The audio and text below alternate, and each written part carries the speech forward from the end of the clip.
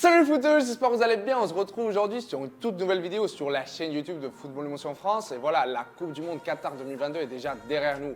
Et même si la France n'a pas obtenu le résultat que tous les Français voulaient, bah voilà, on peut être fier de notre équipe qui s'est bien battue jusqu'en finale, est arrivée même à revenir au score 2 fois pendant cette finale de folie. Et voilà, les tirs au but, voilà, ça reste toujours une loterie, mais bon, on peut être fier d'eux et on espère que pour la prochaine Coupe du Monde, ils arriveront à ramener la coupe à la maison. Et même si cette Coupe du Monde va être gravée dans l'histoire du foot comme une des plus historiques, plus épiques, sur cette vidéo, je vais vous parler de quelques curiosités que j'ai pu détecter des crampons des joueurs professionnels. Nous allons commencer premièrement par Harry Maguire, le central de l'Angleterre qui lui porte des Puma Ultimate que j'ai ici entre mes mains. Voilà une chaussure qui à la base est de vitesse mais que voilà, même si Harry est un central, voilà, il les porte et il prouve à nouveau la polyvalence de cette paire de chaussures. Alors, par rapport aux modifications que Harry Maguire a mis en place pour sa Puma Ultra Ultimate. Alors, sur la zone de l'empeigne, on retrouve voilà, la structure en Evonite que Puma nous propose. On voit que c'est une structure complète qui forme cette chaussure en une seule pièce, qui d'un point de vue de l'ergonomie est très bien. Mais du coup, le central anglais a mis en place une sorte de coupure sur la zone de l'empeigne pour en fait laisser plus de place à son empeigne qui semble être plus volumineux. Deuxième curiosité, nous passons maintenant au New Balance Tekela. Voilà, la chaussure de frappe et de contrôle de la marque américaine. Si vous voyez bien, dans toutes les vidéos que nous avons fait par rapport à cette chaussure, nous avons toujours présenté les Tekela sans lacets.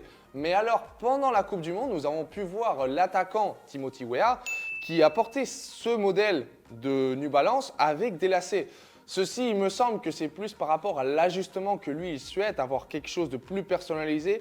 Et grâce au lacet, il arrive à bien serrer sa chaussure au pied pour avoir un meilleur ajustement lors des changements de direction et un meilleur lockdown. Troisième curiosité de cette vidéo, ça va être par rapport au Adidas X Speed Portal. Et oui, Léo Messi, le sacré champion du monde, Ballon d'Or de la Coupe du Monde, porte aussi des modifications sur ses chaussures. Alors la modification principale que Léo Messi porte sur ses chaussures se ressemble un petit peu au Puma Ultra Ultimate de Harry Maguire dont j'ai parlé précédemment.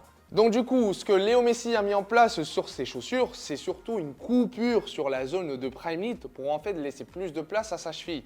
On l'a déjà vu faire ça pour la génération précédente de X Speedflow et on voit bien que pour cette nouvelle génération, la recette ne change pas. Alors quatrième curiosité de cette vidéo et nous passons maintenant à la marque américaine Nike avec les Nike Phantom GT2.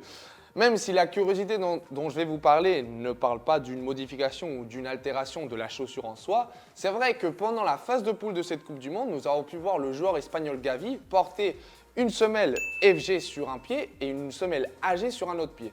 Alors quand j'ai vu ça pour la première fois, je pensais qu'il s'agissait juste d'une erreur ponctuelle que Gavi a pu avoir par rapport au choix de ses chaussures.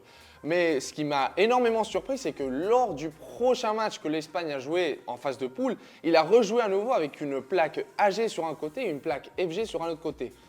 Alors avec ce changement que Gavi a effectué, est-ce que vous pensez que ça a été vraiment quelque chose de ponctuel ou après, avec le bon résultat que l'Espagne a obtenu lors de ce match, c'est quelque chose de superstitieux? Laissez-moi en commentaire ce que vous en pensez.